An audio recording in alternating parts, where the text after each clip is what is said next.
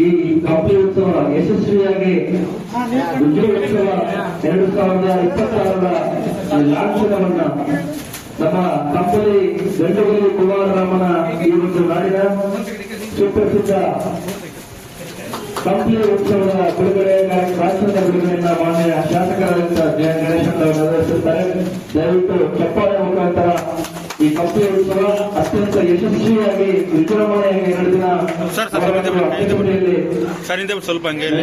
ಎಲ್ಲರೂ ಆಶಿಸ್ತಾ ಅವರಿಗೆ ಈ 2ನೇ ಬಾರಿಗೆ ಕಂಪ್ಲಿ ಉತ್ಸವಕ್ಕೆ ಸರ್ಕಾರದಿಂದ